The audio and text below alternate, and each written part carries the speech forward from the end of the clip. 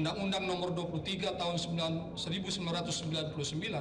tentang Bank Indonesia mereka sebagai anggota Dewan Bank Indonesia untuk masa jabatan pertama selama 4. Presiden Republik Indonesia Nomor 149/M tahun 1999 tanggal 17 Mei 1999, Saudara Syahril Sabrin telah diangkat menjadi Gubernur Bank Indonesia.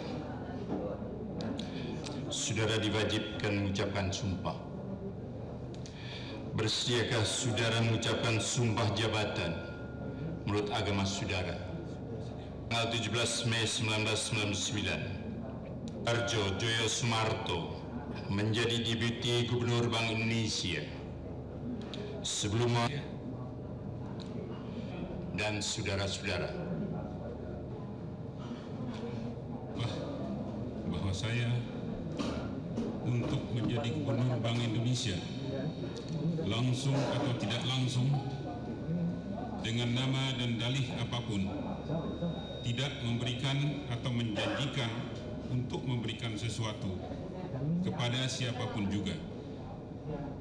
Saya bersumpah bahwa saya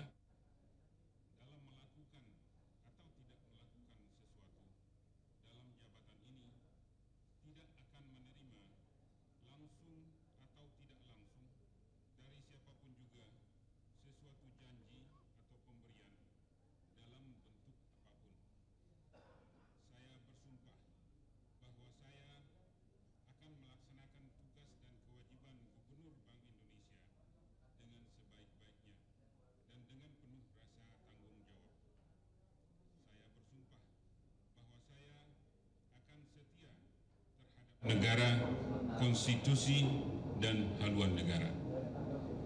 Bersumpah bahwa saya untuk menjadi Deputi Gubernur Bank Indonesia langsung atau tidak langsung dengan nama dan dalih apapun, tidak memberikan atau menjanjikan untuk memberikan sesuatu kepada siapapun juga. Saya bersumpah bahwa saya dalam melakukan atau tidak melakukan langsung dari siapapun juga akan tugas dan kewajiban Deputi Gubernur Bank, bahwa saya akan setia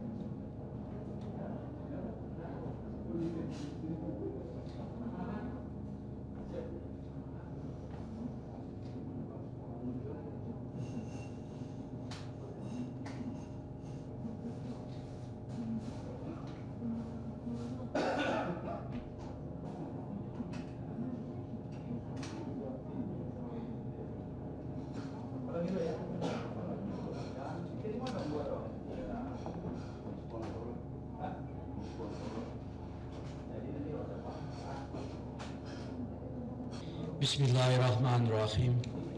Assalamualaikum warahmatullahi wabarakatuh. Telah saya tanda tangani dan telah pula diundangkan. Sewajarnya lah kita bersyukur kepada Allah Subhanahu wa Ta'ala sehingga kita dapat menyaksikan upacara pengangkatan dan sekaligus di hadapan Saudara Ketua Mahkamah Agung sebagai syarat tersebut. Diundangkannya undang-undang tentang Bank Indonesia merupakan langkah mendasar dalam upaya mewujudkan bank sentral yang mandiri. Langkah ini merupakan bagian yang tidak terpisahkan dari rangkaian agenda kebijaksanaan reformasi ekonomi dan keuangan. Kita patut bersyukur bahwa serangkaian agenda kebijakan ekonomi tersebut telah mulai menunjukkan berbagai hasil yang menggembirakan. Stabilitas moneter telah mulai tumbuh dan langkah-langkah konkret di bidang perbankan juga telah menunjukkan ke arah yang benar. Saya yakin bahwa kemandirian Bank Indonesia akan semakin memperkuat momentum pemulihan kembali perekonomian nasional.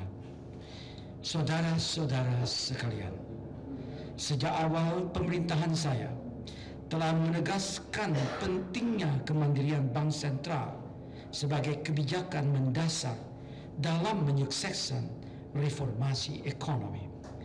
Saya menyampaikan hal tersebut dalam pidato pembentukan Kabinet Reformasi tanggal 22 Mei 1998 dan kemudian saya tegaskan lagi dalam pidato kenegaraan tanggal 15 Agustus 1998. Saya gembira bahwa pemikiran ini ternyata sejalan dengan keinginan para wakil rakyat.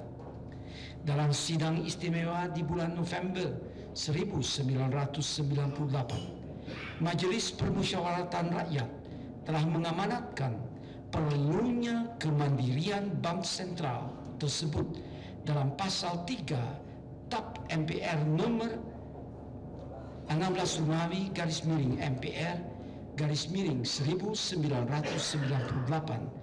tentang politik ekonomi dalam rangka demokrasi ekonomi.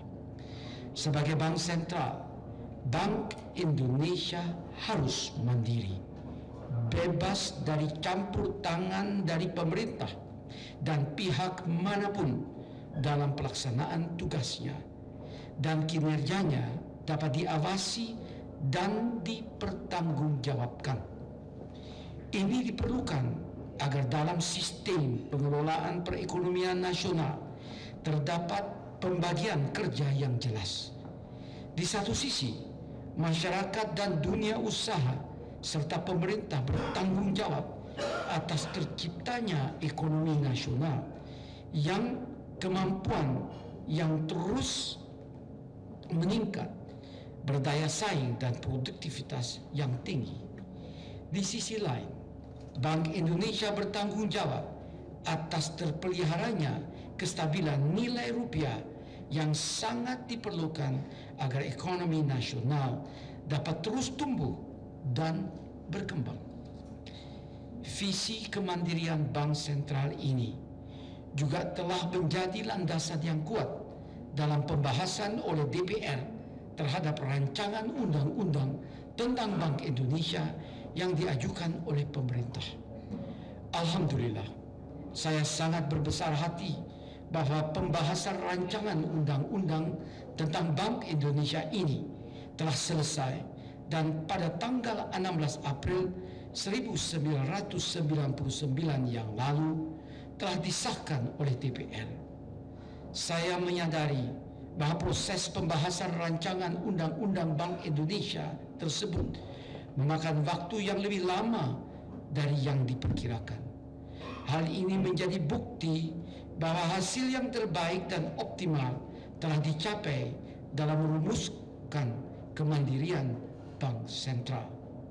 Untuk itu, saya menyampaikan penghargaan yang setinggi-tingginya kepada para pimpinan dan seluruh anggota DPR yang dengan segala jerih payah telah dapat merampungkan tugas berat penyusunan undang-undang tentang Bank Indonesia. Saya amat bersyukur pula bahwa visi kemandirian telah termuat secara jelas dan rinci dalam rumusan pasal-pasal dalam undang-undang tentang Bank Indonesia yang mulai berlaku hari ini.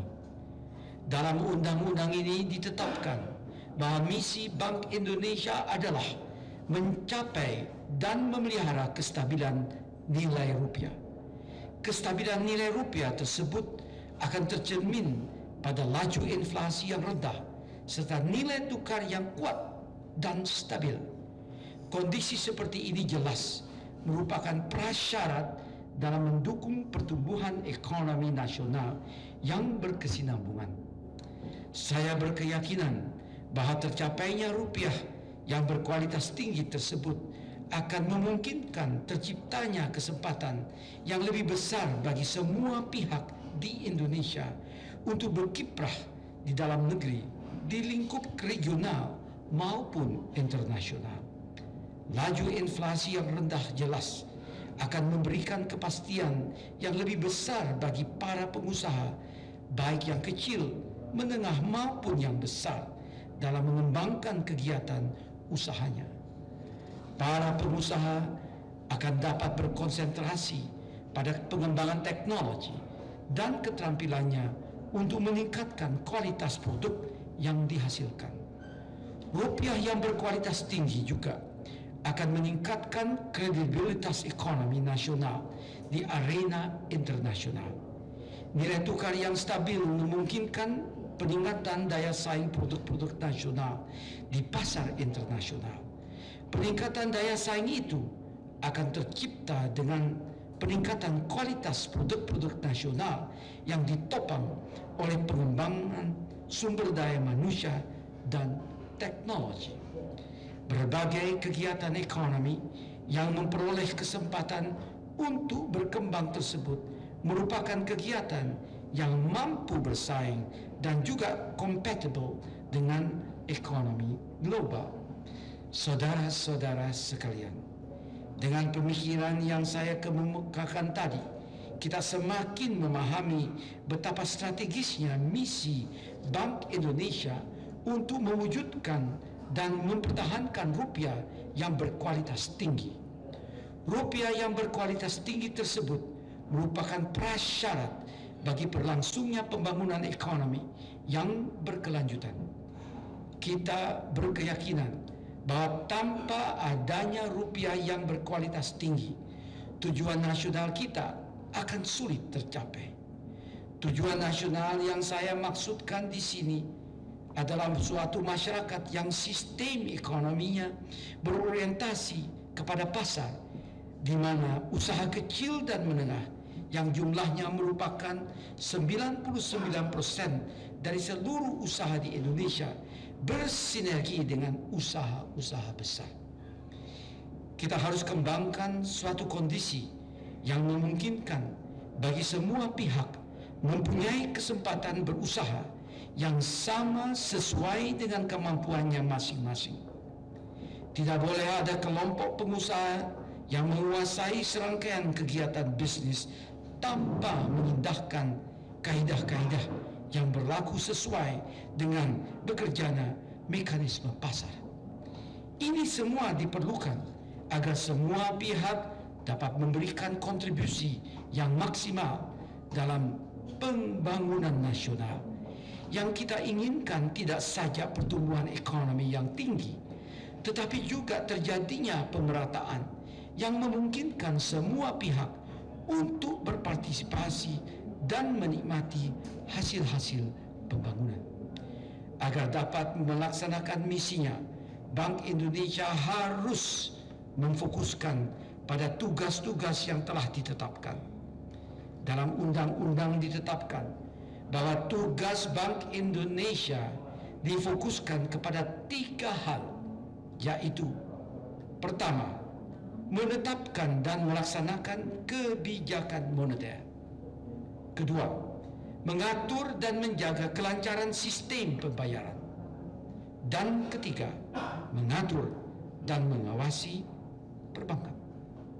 Khusus mengenai pengawasan bank, tugas tersebut akan dialihkan kepada suatu lembaga pengawasan jasa keuangan yang mandiri yang akan dibentuk oleh undang-undang selambat-lambatnya akhir Desember tahun 2002. Ketiga tugas yang diamanatkan kepada Bank Indonesia tersebut memang merupakan 3 pilar yang saling terkait dan menentukan dalam pencapaian tujuan kestabilan nilai tukar rupiah. Nilai rupiah. Bank Indonesia harus diberi kewenangan penuh untuk menetapkan dan melaksanakan kebijakan moneter agar peredaran uang, perkembangan nilai tukar, dan pengelolaan cadangan devisa dapat diarahkan untuk menjaga kestabilan nilai rupiah. Kebijakan moneter tidak dapat berhasil dengan baik tanpa didukung oleh sistem perbankan dan sistem pembayaran yang sehat. Karena itu, koordinasi di antara ketiga tugas tersebut sangatlah penting. Sementara itu, tugas-tugas lain yang selama ini dilakukan oleh Bank Indonesia dialihkan kepada lembaga lain. Tugas pemberian kredit program yang selama ini dilakukan oleh Bank Indonesia akan dialihkan kepada suatu badan usaha milik negara yang akan ditunjuk pemerintah dalam jangka waktu 6 bulan yang akan datang. Bank Indonesia juga dilarang memberikan kredit kepada pemerintah untuk mencegah terjadinya pembiayaan anggaran dari pencetakan uang yang akan berdampak pada terganggunya kestabilan nilai rupiah. Kredit Bank Indonesia kepada perbankan juga dibatasi untuk mengatasi kesulitan likuiditas jangka pendek dengan jangka waktu maksimal 90 hari dan harus dijamin dengan agunan berkualitas tinggi. Dengan langkah-langkah tersebut, pelaksanaan ketiga tugas Bank Indonesia insya Allah dapat lebih mendukung tercapainya tujuan kestabilan nilai rupiah. Perlu kita pahami juga bahwa kemandirian Bank Indonesia hanya terbatas pada pelaksanaan tugas dan wewenang yang memang telah ditetapkan oleh undang-undang. Hal ini perlu disadari karena bagaimanapun tugas-tugas Bank Indonesia merupakan bagian tak terpisahkan dari kebijakan-kebijakan ekonomi nasional secara keseluruhan. Karena itu, kemandirian Bank Indonesia tersebut menuntut penataan kembali hubungan kerja antara Bank Indonesia dengan berbagai instansi pemerintah dan pihak lain dengan tetap melandaskan pada pembagian tugas dan kewenangan masing-masing. Agar kemandirian yang diberikan kepada Bank Indonesia dilaksanakan dengan penuh tanggung jawab, kepada Bank Indonesia dituntut untuk transparan dan memenuhi prinsip akuntabilitas publik dalam menetapkan kebijakannya serta terbuka bagi pengawasan oleh masyarakat. Dalam undang-undang ini telah diatur bahwa Bank Indonesia wajib menyampaikan informasi kepada masyarakat luas mengenai evaluasi pelaksanaan kebijakan tahun sebelumnya dan rencana kebijakan untuk tahun yang akan datang. Saudara-saudara sekalian, berbagai rumusan dalam undang-undang tentang Bank Indonesia yang saya kemukakan tadi jelas merupakan tugas yang berat bagi Dewan Gubernur sebagai pimpinan Bank Indonesia. Sebagai rangkaian dari proses pengundangan undang-undang tentang Bank Indonesia, baru saja kita menyaksikan pengambilan sumpah gubernur dan para deputi gubernur Bank Indonesia di hadapan Ketua Mahkamah Agung. Untuk itu saya mengucapkan selamat kepada saudara-saudara atas kepercayaan yang telah diberikan rakyat dengan sebaik-baiknya, serta melaksanakan reformasi dengan sebaik-baiknya kan bersama. Amin ya Rabbal.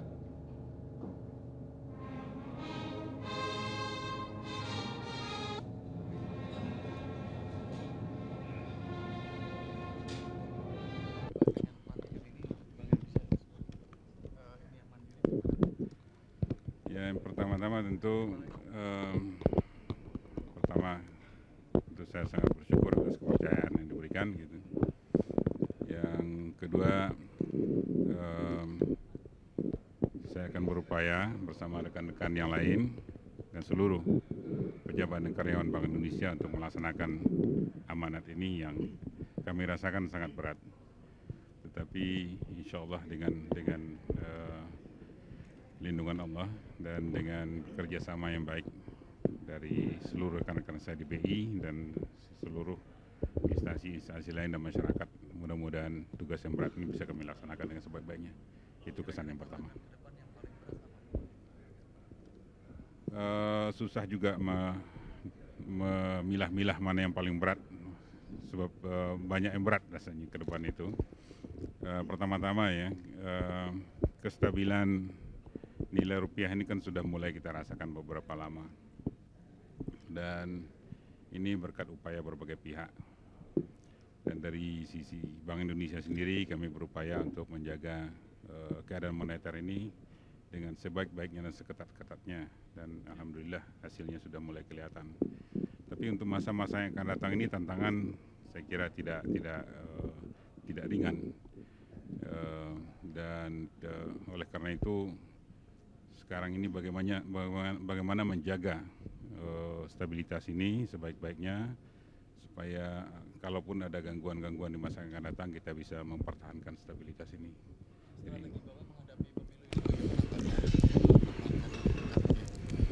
Pertama-tama tentu semua kita segera berharap dan berdoa semoga pemilu ini berjalan dengan lancar dan aman, dan menghasilkan hasil-hasil yang semua pihak menganggap sebagai hasil yang wajar dan adil gitu. Tapi di samping itu tentu dalam keadaan bagaimanapun tentu kami dari Bank Indonesia akan selalu berupaya untuk menjaga keadaan sepanjang menyangkut apa yang menjadi bidang tugas kami, supaya kalau terjadi keadaan-keadaan atau gangguan-gangguan itu stabilitas itu bisa dijaga dengan sebaik-baiknya. Itu saja. Dewan Gubernur itu bertanggung jawab kepada siapa? Kepada masyarakat. Kepada Kalau dulu kan di bawah Presiden, sekarang apa kepada MPR atau kepada siapa? Yang pasti di sini ada laporan-laporan dan ada pertanggungjawaban yang disampaikan kepada DPR nantinya. Jadi hakikatnya kan pertanggungjawab kita adalah kepada masyarakat, dan itu harus dilakukan melalui laporan-laporan kepada DPR misalnya ya.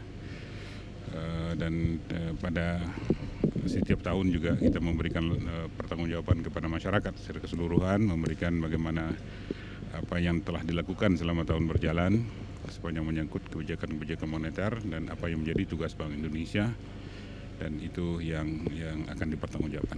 Itu melalui publikasi.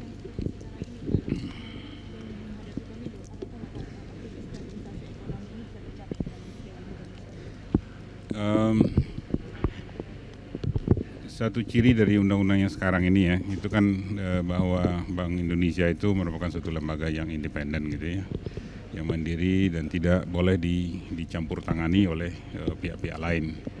Dan salah satu ciri kemandiriannya ini adalah bahwa seperti tadi juga diungkapkan, gubernur itu diangkat untuk masa 4 tahun, ya kan. Dan jadi selama 4 tahun ini kami bertugas untuk menjaga kestabilan moneter ini, dan terlepas dari bagaimana hasil pemilu nanti, kami sudah diberi tugas untuk selama 4 tahun. Insya Allah selama 4 tahun ini kami akan berupaya dengan sekuat tenaga untuk menyelesaikan apa yang perlu diselesaikan dan menjaga apa yang perlu dijaga. Ini kan adalah masa jabatan untuk pertama kali undang-undang ini dilaksanakan. Untuk gubernur-gubernur berikutnya nanti itu adalah 5 tahun. Begitu juga dengan para deputi gubernur. Pak, pertanggungjawabannya kepada publik itu melalui publikasi atau melalui sidang misalnya ke DPR? Kepada DPR juga ada. Formal. Ya, kepada DPR juga ada. Laporan mingguan juga tetap, Pak? Laporan mingguan tetap. Pak, kalau mengenai pengawasan bank kan masih jadi tanggung jawab Dewan Gubernur. Sementara ini, betul. Nah ini Pak, banyak tuntutan yang mengenai tindak lanjut dari bankir-bankir nakal kan belum ada kasus yang sampai ke pengadilan. Apakah memang belum ada bukti-bukti yang cukup, atau memang karena dianggap mereka sudah bersih dari? Yang sepanjang menyangkut tugas Bank Indonesia, apa yang kita duga sebagai tindak pidana misalnya, itu sudah kita tangani bersama-sama dengan Kejaksaan Agung dan kepolisian.